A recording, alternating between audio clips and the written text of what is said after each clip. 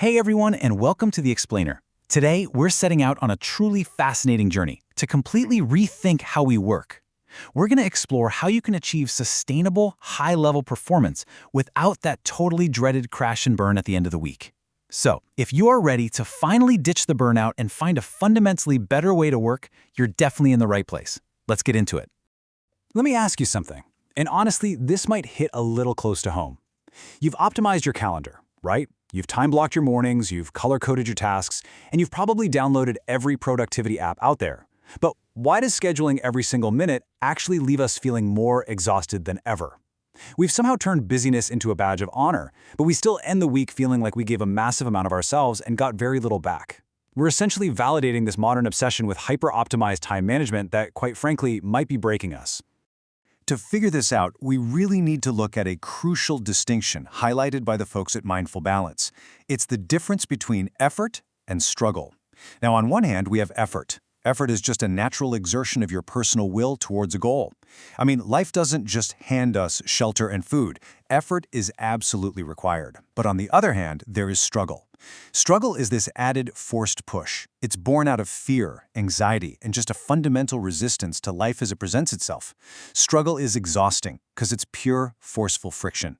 Ultimately, we want to eliminate the struggle while keeping the right kind of effort. Okay, let's dive into this. We all know that drained, completely calendar-obsessed worker. They're constantly surrounded by ticking clocks, alarm bells, low batteries, and literal storm clouds over their heads.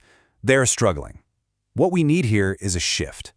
A vibrant transition from aggressively forcing outcomes to finding natural alignment. Imagine being a worker who's actually energized, fueled by sustainable sources, and working with a clear, focused mind. That captures the exact transition we're aiming for today. And you know, this shift isn't some brand new, trendy life hack. Not at all. It's actually anchored in an ancient Taoist concept called Wu Wei. It loosely translates to non-doing, actionlessness, or effortless action. Now, let me be clear. This absolutely does not mean laziness or just hanging out on the couch all day. It's more like the highly refined skill of swimming with the current instead of constantly fighting against it. It means your actions and intentions are perfectly aligned with the natural flow of things, which allows you to achieve really remarkable results without all that agonizing force. The ancient philosopher Lao Tzu captured this beautifully. He wrote, "The world's hardest work begins when it is easy. The world's largest effort begins where it is small." Think about how perfectly that connects to our modern workplace. Massive, impactful results shouldn't require you to constantly redline your stress levels. If we handle the big things while they're still small and plan out the difficult things when they're easy, we basically remove that forceful friction right out of our day-to-day lives.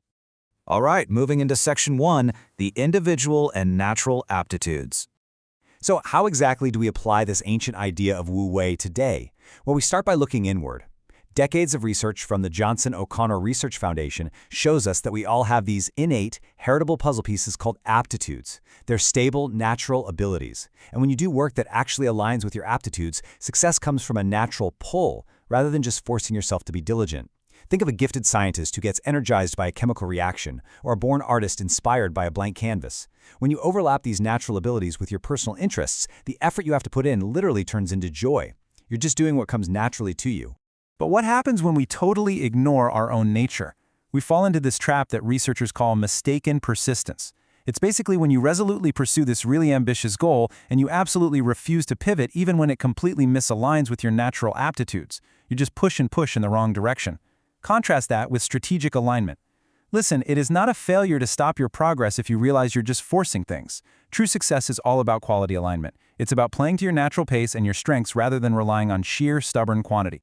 And this whole idea of alignment, it's perfectly mirrored in Cal Newport's modern framework of slow productivity. It really boils down to 3 core steps: do fewer things, work at a natural pace, and obsess over quality. Newport is basically teaching us modern Wu Wei. By ditching that artificial, grinded-out hustle culture and embracing a natural, high-quality rhythm, we stop burning ourselves out and we start accomplishing work that actually matters.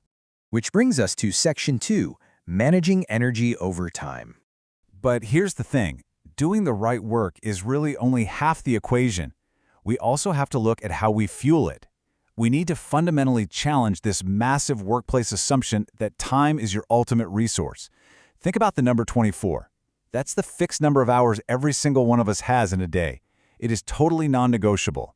Traditional time management systems assume that every hour in that 24 is exactly equal, that a 9 a.m. meeting and a 4 p.m. meeting take the exact same toll on you. But any honest professional knows that's a seriously flawed system. Time is fixed, sure, but your human capacity constantly fluctuates. So trying to manage time is actually managing the wrong resource. We need to manage our energy. This is where the Planet Spark framework comes in, breaking things down into 4 distinct energy dimensions. First, we have physical energy, which is your sleep, nutrition, and movement. Then mental energy, which drives your focus and decision-making. Emotional energy, powering your resilience and empathy. And finally, purpose energy, rooted deeply in your values and meaning. The absolutely crucial point here is that neglecting any single one of these dimensions creates an artificial ceiling on your overall performance. You could sleep 8 hours a night, but if your emotional energy is totally drained by workplace conflict, your performance is absolutely going to suffer. And the deepest dimension of them all? Purpose energy. Without it, even the simplest tasks just feel incredibly heavy. This perfectly explains why 2 people can have the exact same job, work the exact same hours, receive the exact same pay, yet have completely different experiences. If one person connects their daily work to their core values, they tap into this energy source that transcends everyday fatigue. If that purpose is completely missing, the work just feels like an endless, grinding struggle. So how do we actually protect and grow all this energy? It's all about the oscillation principle. Elite performers, they don't just produce constantly. No way. They oscillate. They go from 90-minute microcycles of deep, focused work to deliberate rest, to day and night cycles, all the way out to seasonal career sprints and extended recharges. They treat rest as an active performance input. Recovery isn't just the absence of work, it's the exact mechanism that creates growth. It's simple. Stress plus recovery equals growth. Now, what's really fascinating, and kind of scary, is how easily we sabotage our own biology here.